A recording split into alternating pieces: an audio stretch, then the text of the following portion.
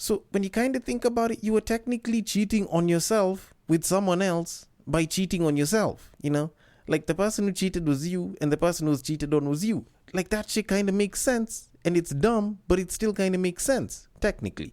Then also the couples therapy bit just boggles my mind. Imagine going for couples therapy and you're just walking in alone and you're like, I'm in a sologamous relationship. So, yes, this is couples therapy. Talk to me. And it's like, the royal penis is clean, Your Highness.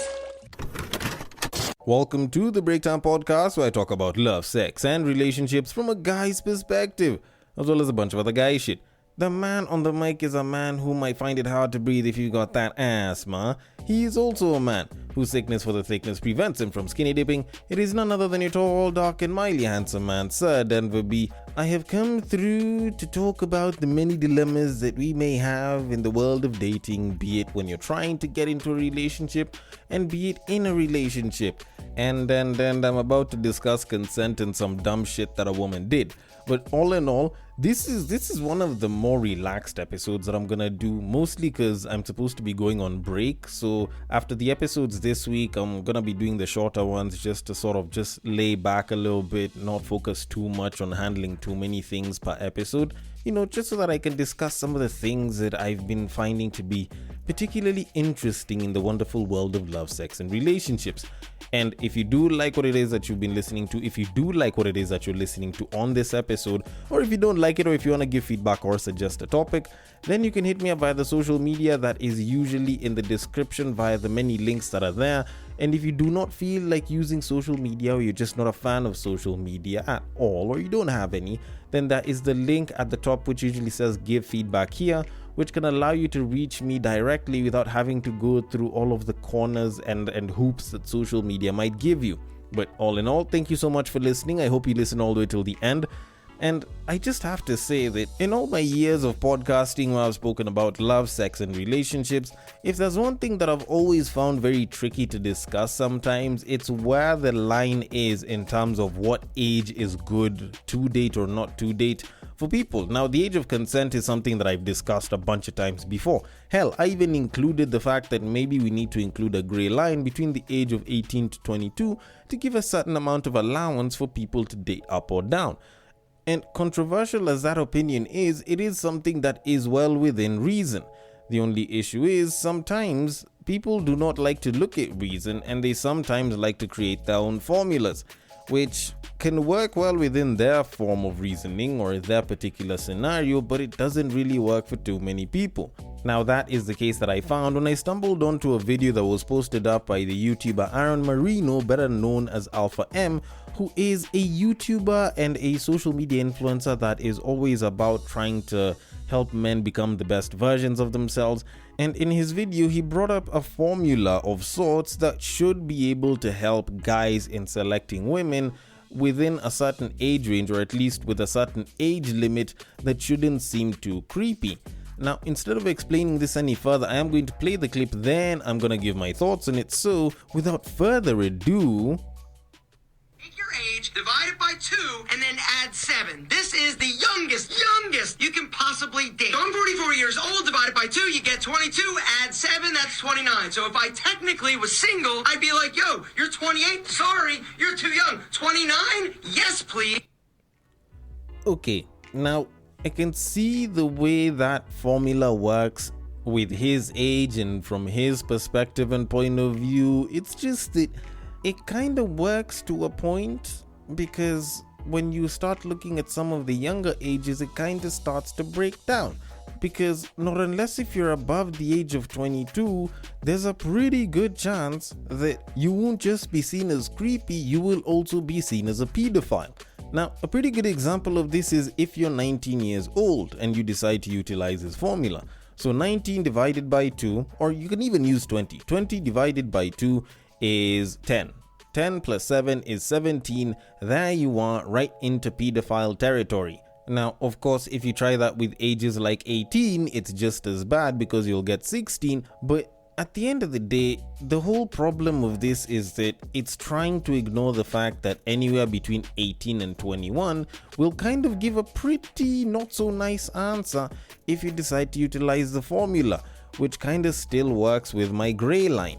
And in that particular case, the only way that I could probably fix this is instead of using 7, you just use 8 or 9. Or you started off from 9, where you include the age of 18 to around 22, 23 within the adding 9. Then from like 23 to around 25, 26, you put it on 8. Then from there you can put it at 7. Or you can even stretch it to 30, then from there you can put it at 7, and it becomes very easy to deal with, because you think about it, if you have a 19-year-old, even an 18-year-old, and you divide by 2, that's 9. Plus 9, you have 18. Pretty much back to basics. You are not a pedophile, you are not creepy. Now, if you move it to like 21, 22, 22 divided by 2 is 11. 11 plus 9 is 20. Still not creepy. Because there's some people that look at a 20-year-old dating a teenager and they're above the age of 20 and 21, and they will find that pretty creepy. But a 22-year-old dating a 20-year-old, not a problem. So to anyone that may have believed that his formula actually was pretty ironclad, now I've given you an ironclad way to fix it. Although now I need to start separating things, because there is a woman who recently made online news because she wanted a divorce. Now, normally it's not like divorce is anything new. Hell, considering that this is something from the US of A, if I'm not wrong, I actually don't think that it's anything to really think about, because like divorces happen like every 40 minutes there. But in this particular case, it is quite peculiar because this woman was married to herself. Yeah, people do that shit. Now anyways, so the woman, who is known as Sulankari, gained attention in 2023 for marrying herself in a quote-unquote sologamy ceremony, and she has now divorced herself due to boredom and a desire for change. Initially, Carrie's self-marriage symbolized self-love and independence, challenging societal norms.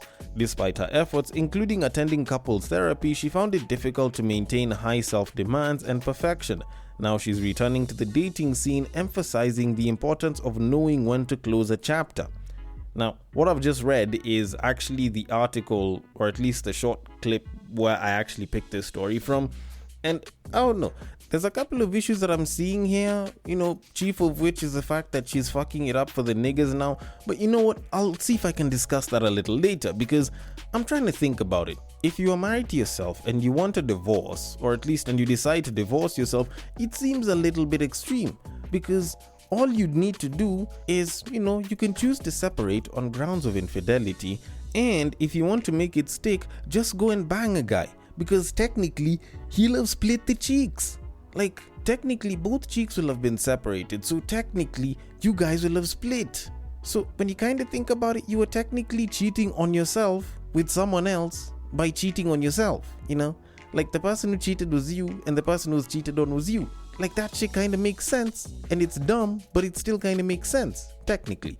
Then also the couples therapy bit just boggles my mind. Imagine going for couples therapy and you're just walking in alone and you're like, I'm in a sologamous relationship, so yes, this is couples therapy, talk to me. And it's like, have you addressed, but I haven't, but I have, but I haven't, but I have. Like, that shit would be so wild to think through. And honestly, like, I find it very, very wild that someone can choose to do this, because this is the kind of shit that can fuck up the system for a lot of guys that may want to make this system work for them. Because technically, like, if I was her, I'd probably want to do it the way the boys do it, or at least the way I'd want the boys to do it. Whereas, like, instead of you trying to marry a shorty, you and your homie, you guys go, you get married, right? Then at that point, the both of you guys are definitely hot on the market, because nowadays the hottest single men are married men, at least in this Nairobi. And you have your wedding band, you go, you clap a couple of cheeks. Shorty is feeling like, oh shit, I managed to bag this dude. Oh, his wife doesn't know. Oh, I'm one-upping that woman. And all you have to do is you go, you lay pipe, get done, you go back to the house, you chill with homie, and you guys discuss stories on all the women that you smashed. Because if anything, you are automatically considered to be more hot if you are already chosen and spoken for by another woman, as a guy at least. So this formula would have worked pretty well for a dude for as long as they want to stay single and they want to stay on top of shit. But now, if it's a woman doing it, I don't know if the results would be the same. But still, I find it very odd that she chose to marry herself. Even though you want to call this self-love, I feel like there's better, even simpler ways to give yourself self-love. like, I don't know, flicking your bean or some shit, or like writing a letter to yourself, or like getting a portrait or some shit. But either way, I hope she finds her better half elsewhere instead of in her own body, and hopefully some psychological help along with it. But all in all, I am going to leave it at that and move it on to our main topic of this episode, which is me trying to solve a couple of other issues in the dating space, which is actually dilemmas. Now, while I was on Reddit this past week, I stumbled across a particularly interesting post where a woman was busy talking about something that she referred to as the dating puzzle. Now, after reading through what it is that she said, I realized that this isn't just a puzzle, it's a case of dilemmas, and I do intend on getting to them. But first, I am going to read the post that she made. So she said, and I quote, "Guys will claim girls are too snobby, but when you are friendly, they take you for granted and find you too easy. I have experimented with both. They resent you when you are accessible. Accessibility here is not in reference to sex. I mean, you have to just be the right amount of snobbish and the right amount of friendly. They claim they want intelligent conversations, but only if you don't outsmart them. If you outsmart them, then you are masculine. Yet sometimes they are the ones who begin needless debates thinking they'll win. When they don't, they can't take the shock. In short, stay true to only yourself. This applies to all genders. People say one thing and do another. Not all guys, of course." End quote. Now, reading this, first of all, okay, is she right in what she's saying about guys not entirely getting it? I think to some degree you could say some of it is true, but some of it is a little false. So, for example, in the case of being considered too snobby, or when she's friendly, then she's being taken for granted or being found too easy, I find this to be particularly inaccurate. Not because I am a guy and I look at it differently and it's my individual case. No, not exactly that. It's actually a case of what is too friendly to you, or at least how friendly are you with different people.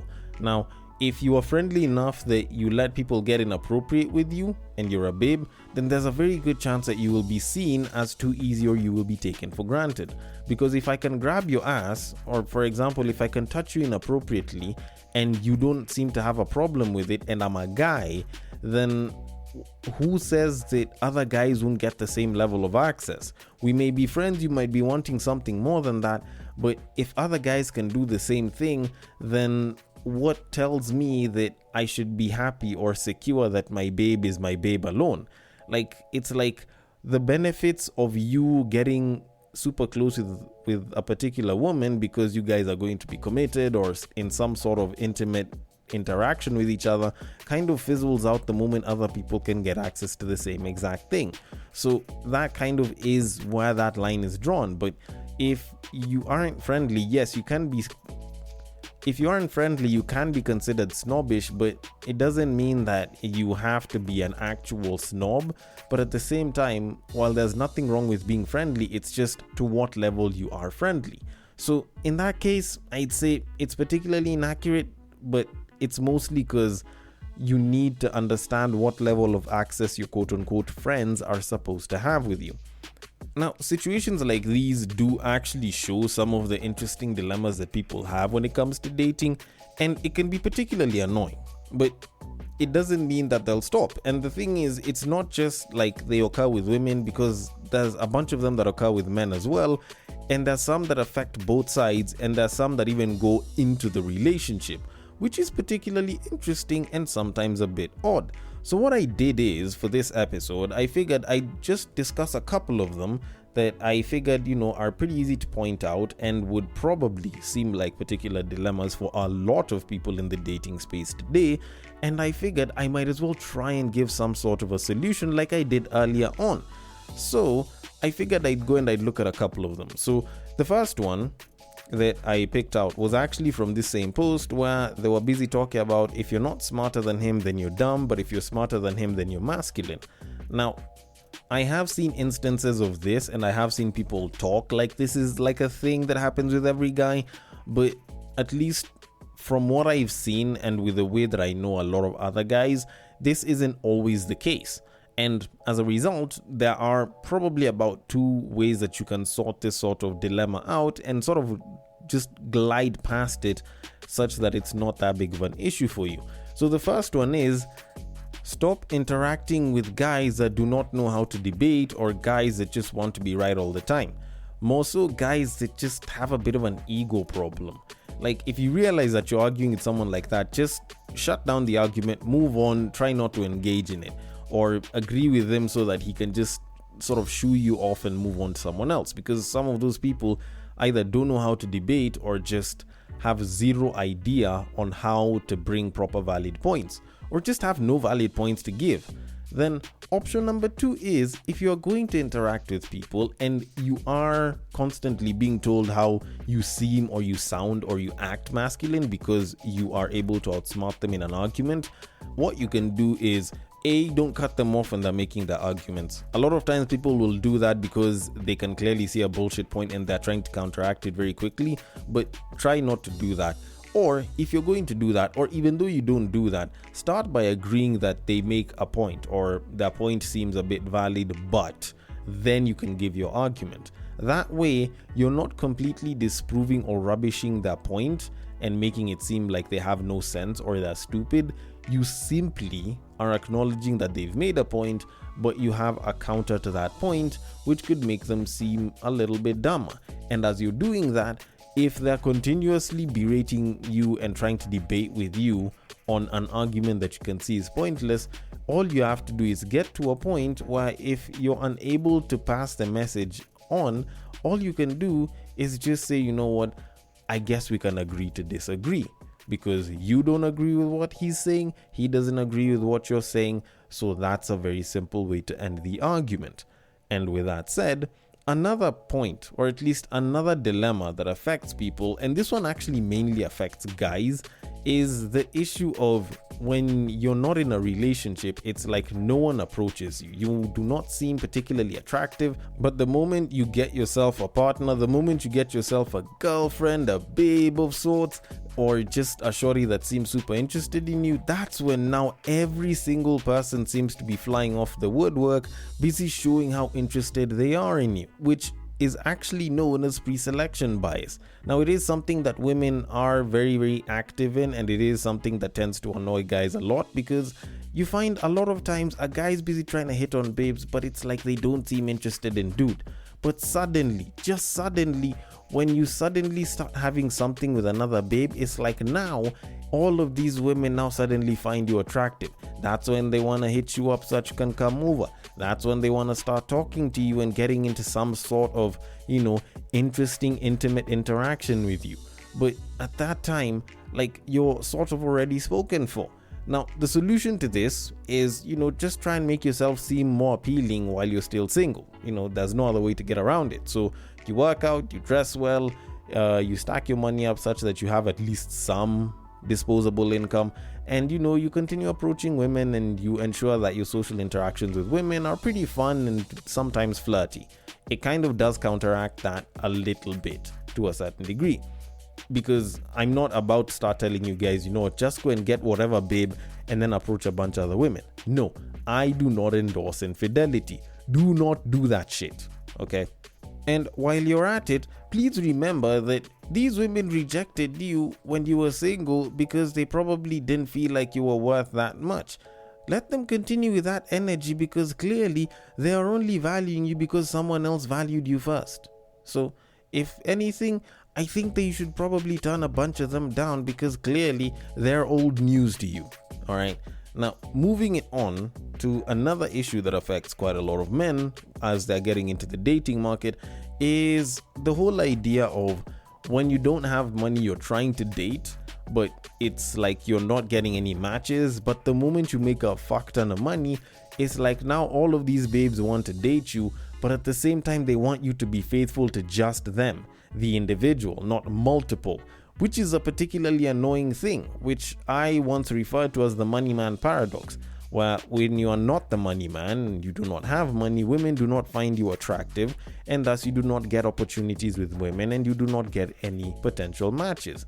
But the moment you do get money, you get multiple women, but all of them want you to be faithful to them, of which you could have been faithful to them if you had started out with no money and you were dating them. But now you have money, there's multiple women that want to be with you, but now it's like you're having the issue of trying to find one to settle down with, or they all want you to settle down with them, the individual, which is a particularly weird thing.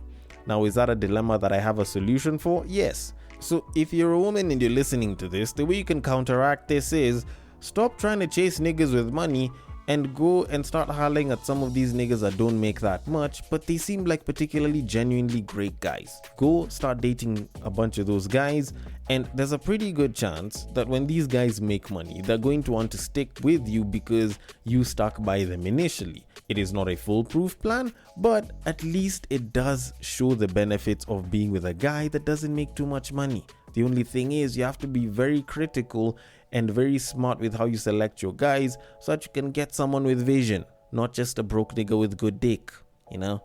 And with that said, let me see. Do I have a bit of time for another one? Okay, yeah, I do.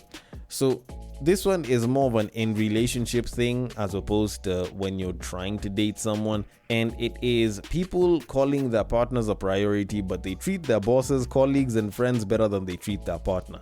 Now, this is something that I see that is not even specific to men or women. Like, I see this across the board, and I find it to be very, very weird. Like, the thought that you're saying that your partner is your significant other, your better half, oh, you know, my baby, my number one, my princess, my queen and shit. But when you're in the house, when you're talking to them, even in social interactions, you're talking to them very dismissively. You can sometimes talk to them like shit. Or, you know, when you're feeling emotional, that's when you want to blow up at them. Yet when you're in the office, when you're with a bunch of your friends, you're not blowing up at them. You're not losing your shit to your colleagues. You're not losing your shit to your boss. And yes, you could argue that, you know what, these are people that are bringing me money or that are probably assisting me in some or the other. You know, your boss gets you paid and you don't want to talk to them like shit because you could get fired, but your partner could cheat on you. And valid as that point may be, when you kind of think about it, like if you are abducted and you are put somewhere else, would you really think that your boss would worry that much about you versus your partner, or the other way around? Like, would you be there busy thinking, oh shit, I still have reports I need to do? Or will you be like, you know what, I would love to spend some time with my partner? Because if you select your boss over your partner, then there's a very good chance either you have feelings for your boss, or you're a workaholic, or you don't have a partner. And in any one of those cases, it is considered a problem out here. So at least treat your partner nicely. Like, stick to the basic fundamentals. Treat your partner nicely. Ask that your partner treats you nicely. And whatever it is that you guys are having together, always work to ensure that the relationship works out. That way you guys can be pretty good. Like, the solution for that is just treating your partner better. Because guess what? You can't call them a priority, then treat them like shit. And to kind of conclude all of this, these dilemmas exist everywhere. And these dilemmas are specific to relationships and dating. And there's a lot of them that I haven't mentioned. Some, you choose them, like you know how you treat your partner. Others, you kinda experience them by default, such as pre-selection bias. At the end of the day, it's not about solving them all. It's mostly just about wading your way through all of it. And if you can manage to bag yourself an amazing partner that you would like to do life with, then does the dilemma itself really matter if you've managed to bag a good one? You know? I don't know. Either way, I might be wrong about this. Maybe I haven't understood some. Maybe there's more dilemmas that you'd like me to discuss and find solutions for. Either way, I want your thoughts on it. The DMs are open. On IG, it is at the Breaktime_podcast. On Facebook, it is at the Breaktime Podcast. And on X, it is at Bagaka the D. Thank you so much for listening all the way till the end, and I will catch you guys on the next break. But what I believe is that if you put a pastor and a prostitute in one room, one is likely to convert the other.